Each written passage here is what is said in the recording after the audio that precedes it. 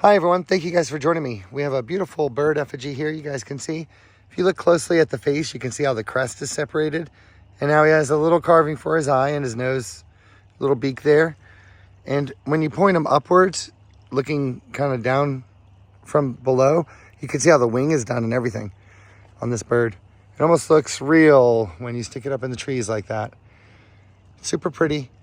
And it's amazing the way they did this art. You guys can see the ripples for the wings here. Look at the color. It's a really pretty one, and just pick this one up. This whole area is full of these. They're birds and humans, and who would have ever thought that ancient people did this, but it's kind of what they did. There's tons of artifacts here. These are all really neat stone representations of bird men. You guys can see the big character here with the long nose sticking out. And as you guys know, if you know anything about North American art or North American history, indigenous culture, you guys know the Birdman's a big part of that. You guys can see him represented here. This is also a big statue of a bird. It's humans. What's neat about this stuff is it's not just one single thing. It's actually several different things. So all these artifacts were found just in a few minutes right here. This entire creek bed is just full of them. And it's a good time of the day to show them. You can see this shaft straightener perhaps is done here. And it's also turned into a piece of art. So it's a representation of a tool. It hasn't been used as a tool for a very long time. Let's go ahead and take a look at what we have here. We have like a kind of a hand axe situation, you guys can see.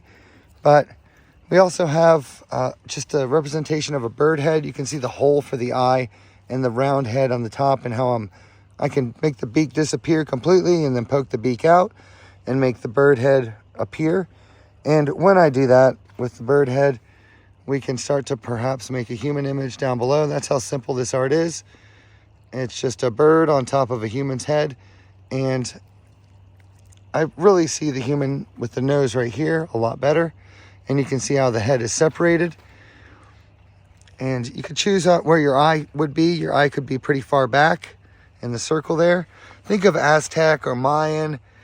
Just think of Egyptian or ancient style of art. And you'll be able to see how the head of the person is separated here and how the rest of this is like a hat or hair. And let's pick it up again so that you guys can see in the shadows, because that really makes all the difference.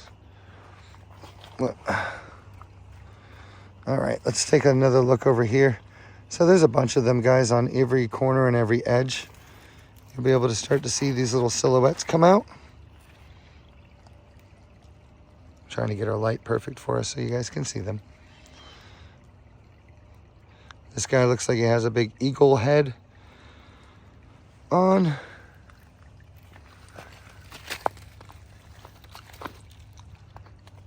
Very interesting. Super neat piece. You know, you put the stone at weird angles, and that's kind of what makes the images come out. So there's also some weird modern materials in here. We found some pieces of pipe that could have been just placed in here as like ceremonial weapons or something. I don't know. I don't see that metal pipe floating in and burying itself in this clay with all the rest of these crystal artifacts, but I could be wrong. So if you just take a peek, you can start to see how these edges, you can start to see these things just poking right out of the ground. And what these are ceremonial plates, and this is all an effigy set right here that we're pulling up, and we'll take a look at it together. But I really wanted to show you how these, they entice you, they bring you in, and that's a worked edge because of the curve on it. You always can notice that curve. See how flat that is?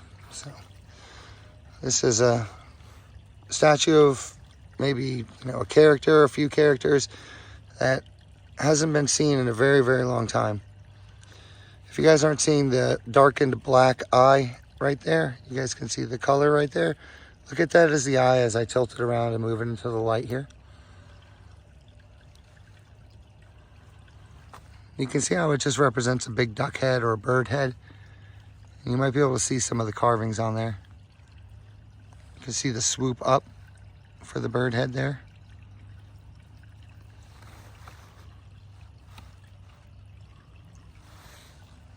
And facing to the right, of course, is another large duck head. So you can see how what I'm holding is just a representation of a large duck head. You can see the way the beak is done, the way the head is done.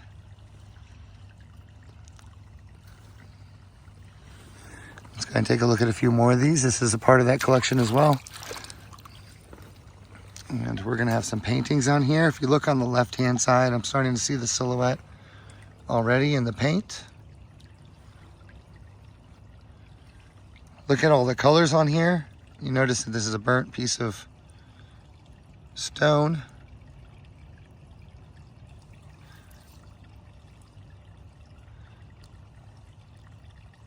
Let's go ahead and take a look at a few more here. Let's see this one that we pulled out.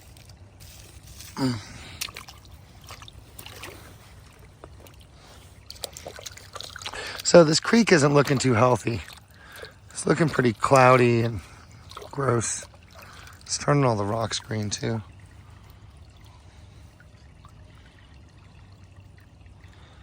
So we might have our mammoth represented here.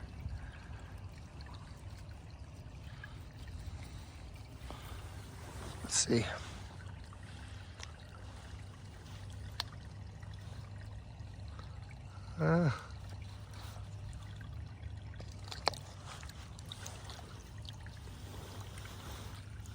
Very cool. You see how what we call a ridge eye is presented here?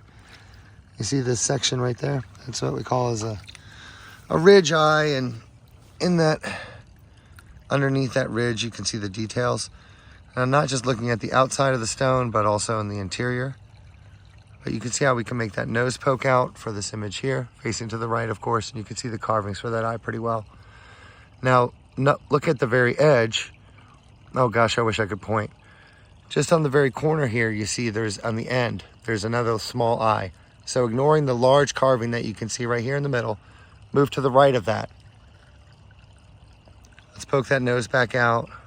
Oh, there's even one further down. So each time you go down, there's more little noses. It's pretty creepy.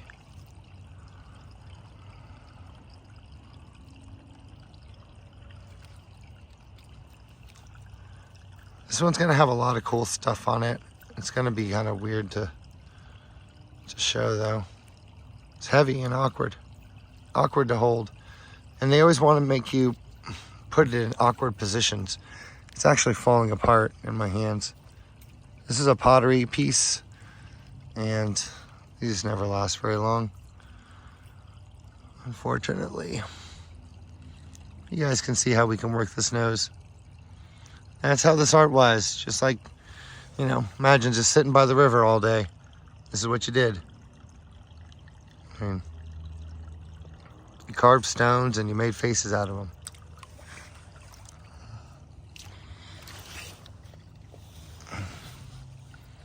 This is a really neat little dagger thing, and it's probably a nice bird head too.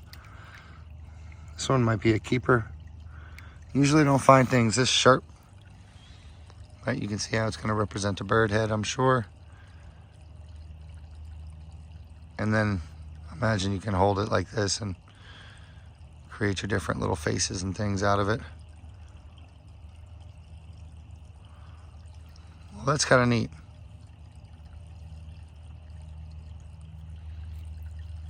I made the whole trip worth it right there. I like that piece. All right, well, I'm gonna try not to break it. I'll put it in my top pocket. But you guys know I don't collect a whole lot from here anymore. There's some more of those weird striped stones here. A lot of times you can fit your hand into them pretty well. And the whole, you know, section here is all filled with prismatic shards that are shaped like bird heads and duck heads. You can see these weird wedges. And I just kind of want to show you guys a first-hand account of everything. The way that all these are done, they're done in shapes of birds and also human faces. And a lot of these ancient sites that you guys saw saw and find, if you look at them from above, that's the way that you look at them, just like Nazca lines and stuff. Everything is pointing upward. Well, I don't know what that could be. Looks like an animal tucked in itself or something. Is it the bird with its beak behind its wing? It looks like a baby version of that. Here's some pretty cool long sticks. You know, these swords, big bird swords. Collecting these. We got a bunch of them. But I don't know how many more I need to take. But you can see they're huge blades. You see these? And so, this is the handle I'm holding now, but it's no longer a tool.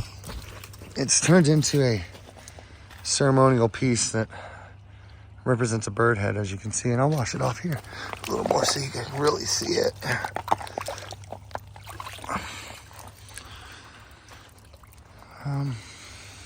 There you are. So you can see how this representation of a bird on a extremely long sword, right? So you guys who know about this stuff, you know about it, you know what's up. The problem is our state is completely ignoring it, you know, and that's what pisses me off. I could chop down a tree with this thing. It makes me so mad. But, you know, what else are you going to do? You know? So, I'm going to see what I can do about buying this land.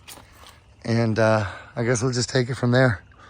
Maybe I can buy it and just put some wood paths around it and let people come out and hang out or something.